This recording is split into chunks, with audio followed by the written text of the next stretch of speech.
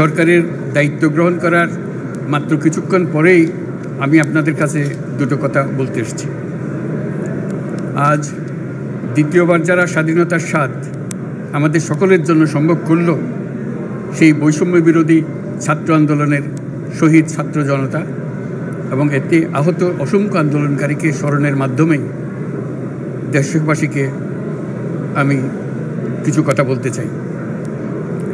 তাদের দুঃসাহসিক আত্মত্যাগ, সাহস ও সারা দেশকে ঐক্যবদ্ধ করার বিনিময়ে ছাড়া এই স্বাধীনতা অর্জন কখনোই সম্ভব হতো না।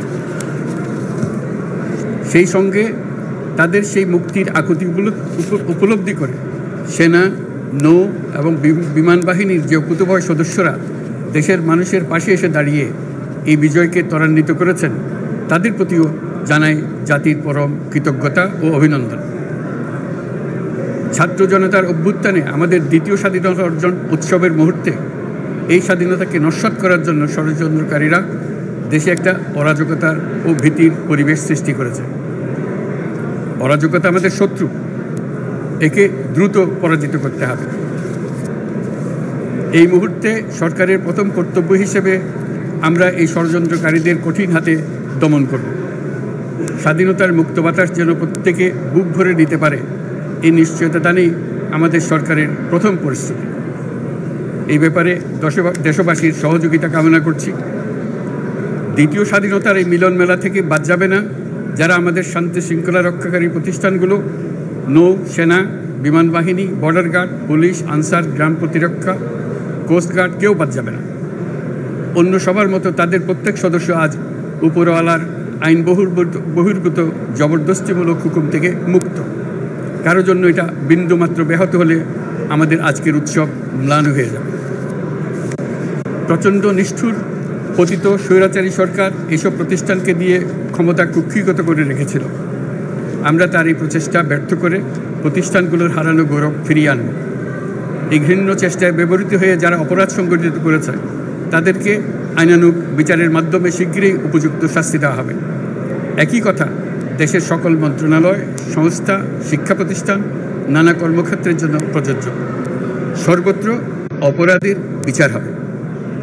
আজ প্রত্যেকটি প্রতিষ্ঠান ও তার সদস্যরা নিজ নিজ কর্তব্য পালন করার মাধ্যমে দ্বিতীয় স্বাধীনতাকে উপভোগ করবেন, দেশকে গৌরবের শীর্ষে নিয়ে যাবেন এবং দেশবাসীকে এবং জগৎবাসীকে উপভোগ করার সুযোগ করে দেবেন।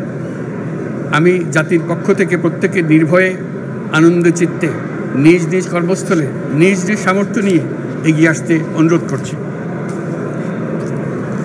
দেশের সকল মানুষকে আজ স্বাধীন, নির্ভয়, নিরুদ্বেগ থাকার জন্য নিশ্চয়তা দেওয়ার জন্য আমাদের ছাত্র শহীদরা প্রাণ দিয়েছেন। এই অভ্যুত্থানের মাধ্যমে সৃষ্ট সরকার দেশের প্রত্যেকের সরকার। এখানে থাকবে সকলের আকাঙ্ক্ষা পূরণের অধিকার। অরাজকতার বিষবাষ্প এখন যেই ছড়াবে, বিজয়ী ছাত্র জনতা সহ মুক্ত মানুষের আইনশৃঙ্খলা বাহিনীর পূর্ণ শক্তি তাকে ব্যর্থ করে দেবে। নিষ্ঠুর স্বৈরাচারী সরকার দূর হয়ে গেছে। কাল সূর্য উদয়ের সঙ্গে সঙ্গে গণতন্ত্রের, সুবিচারের, মানবাধিকারের নির্ভয়ে মত প্রকাশের পূর্ণ স্বাধীনতার জন্য সকলের স্বাচ্ছন্দ্যে জীবন ধারণের সুযোগ প্রদানের সচেষ্ট সরকারের ঘনিষ্ঠ সান্নিধ্য ও সহমর্মী পরশ দলমত নির্বিশেষে সবাই উপভোগ করবেন। এটাই আমাদের লক্ষ্য।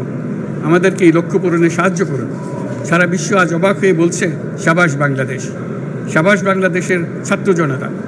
আমরা এই অর্জনটাকে আর অনেক দূর নিয়ে যেতে চাই। আমাদের ছাত্র জনতার জন্য কিছুই অসম্ভব নয়। আমাদের তরুণরা অসম্ভবকে সম্ভব করতে পারে, তারা সেজন্য প্রতিজ্ঞাবদ্ধ। যদি আমরা ঐক্যবদ্ধ থাকি, ধ্বংসাত্মক কর্মকাণ্ড থেকে দূরে থাকি, সবার জন্য মুক্ত পরিবেশ সৃষ্টি করতে পারি, আমাদের বিজয় অবশ্যই হবে। আল্লাহ, মহান আল্লাহ আমাদের সহায় হবে।